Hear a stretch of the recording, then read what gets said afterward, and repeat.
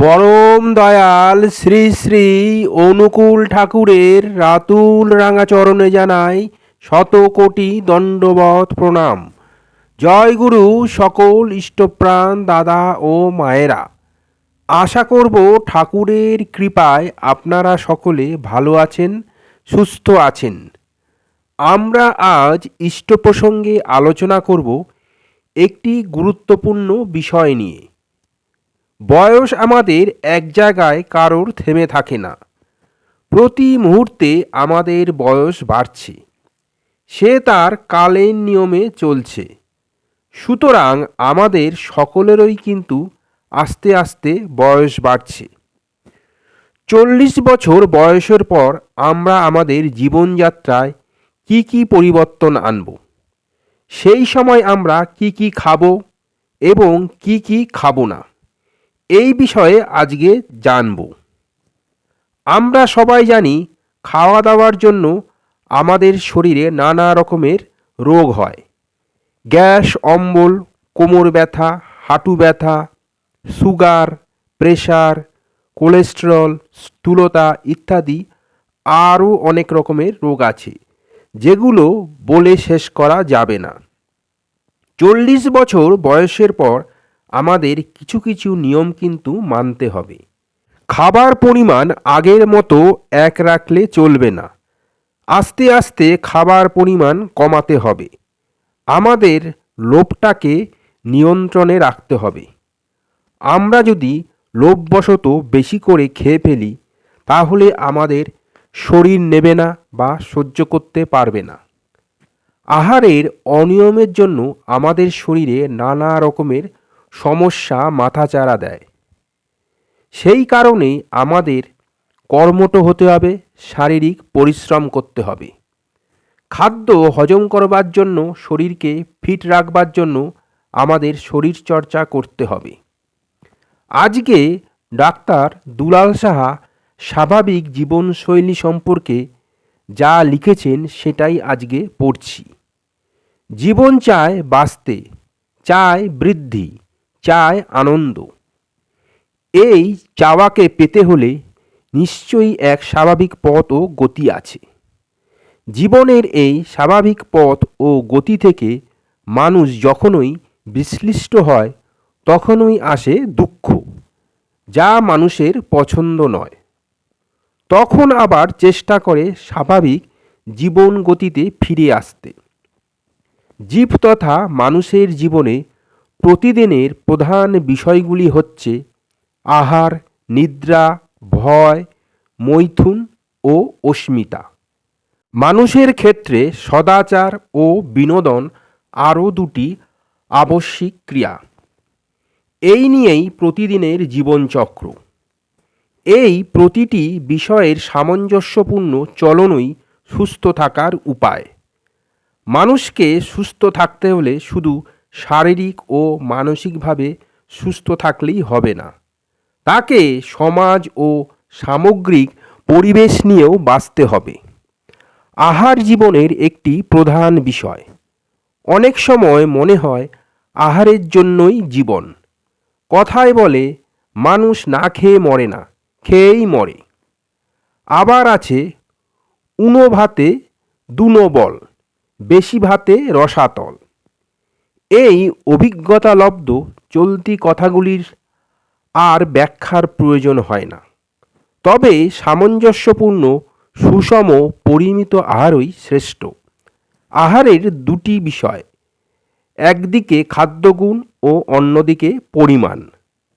খাদ্যগুণের বিচারে শর্করা, প্রোটিন, চর্বি বা স্নেহজাতীয় পদার্থ, ভিটামিন, খনিজ লবণ ও খাদ্যআঁশ যা উপযুক্ত পরিমাণে থাকে, এই রকম খাদ্যকে সুষম খাদ্য বা ব্যালেন্স ডায়েট বলা হয়।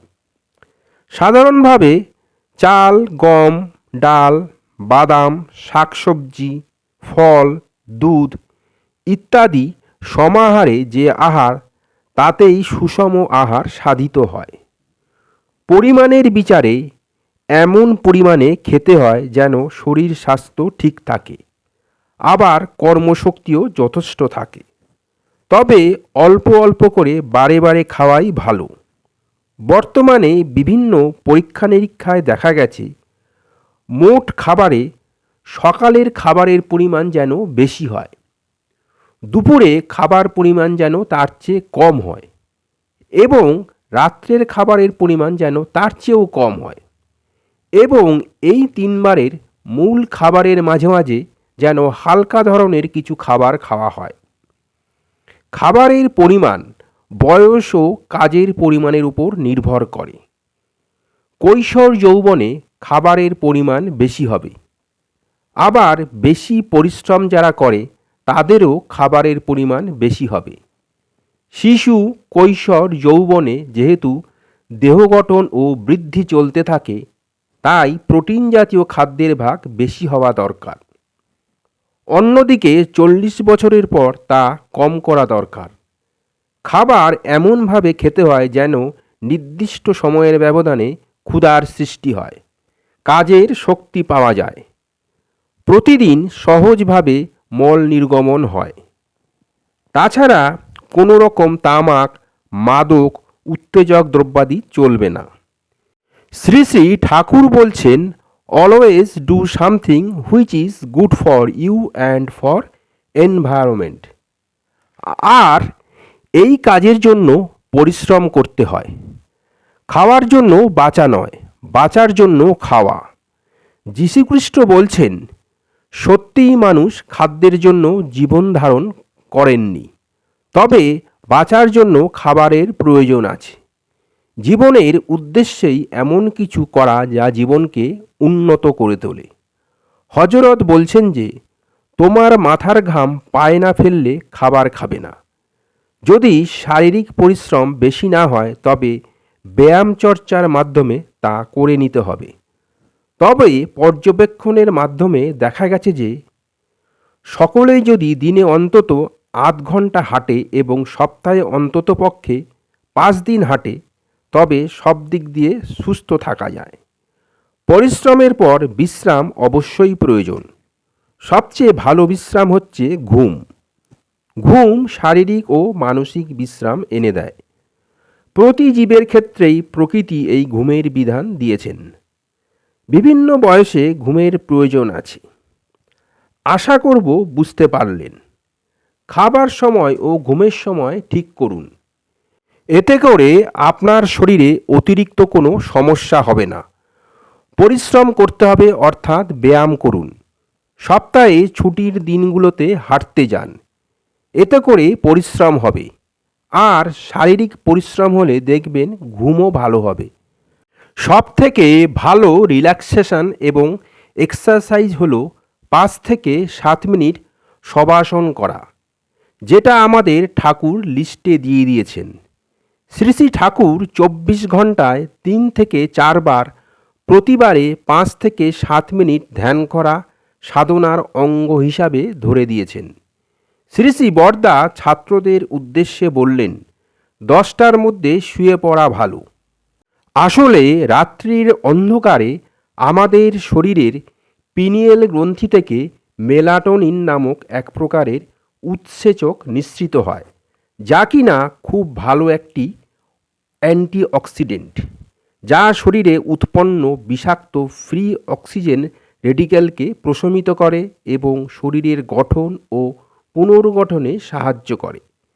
সেই কারণে রাত্রে শোবার আগে ভালোভাবে আলো নিভিয়ে অন্ধকার করে শোয়া ভালো। বেশি রাত জেগে কাজ করা, ফোন দেখা, মোবাইল নিয়ে কাজ করা, কম্পিউটারে কাজ করা, টিভি দেখা, এগুলো পিনিয়াল গ্ল্যান্ডকে নিষ্ক্রিয় রাখে। ফলে ফ্রি অক্সিজেন রেডিকেল শরীরে জমা হয়ে নানা প্রকার অসুখ বিসুখের সৃষ্টি হয়। বর্তমানে blood pressure, diabetes, stroke, cancer, heart attack, স্মৃতিভ্রংশের মতো দুরারোগ্য ব্যাধি হবার মূলেও এটি একটি বিশেষ কারণ। বেশি রাতে শুয়ে সকালে বেশি সময় ধরে ঘুমালে বিশ্রাম হতে পারে, কিন্তু মেলাটোনিনের কাজটা পাওয়া যায় না। আবার রাত্রিবেলা তাড়াতাড়ি শুয়ে পড়লে সকাল সকাল ওঠা যায়, ফলে সাধন ভজন প্রার্থনা করে শরীরচর্চাও করা যায়। যেটা আমাদের শরীরের জন্য অত্যাবশ্যক। স্কুল, কলেজ, অফিস, ব্যবসা সব কিছুই সুন্দর করে করা যায়। এভাবে ধীরে সুস্থিরে সকাল শুরু হলে বাকি দিনটাও আমাদের ভালো যাবে। আজকের ইষ্ট প্রসঙ্গ এখানেই শেষ করলাম। আশা করব আজকের আলোচনা আপনাদের ভালো লাগবে। আলোচনাটা ভালো লাগলে লাইক করবেন, বেশি বেশি করে শেয়ার করবেন, যাতে আরও অনেকেই উপকৃত হন। আমার চ্যানেলটা সাবস্ক্রাইব করবেন এবং আমার পাশে থাকবেন।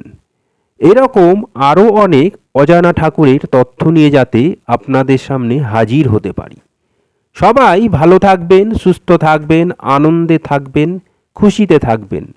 ঠাকুরের কাছে সদা সর্বদাই এই প্রার্থনা করি, ঠাকুর সর্বদাই আপনাদের যেন ভালো রাখে। কালকে আবার অন্য ঠাকুরের তথ্য নিয়ে হাজির হব। জয় গুরু।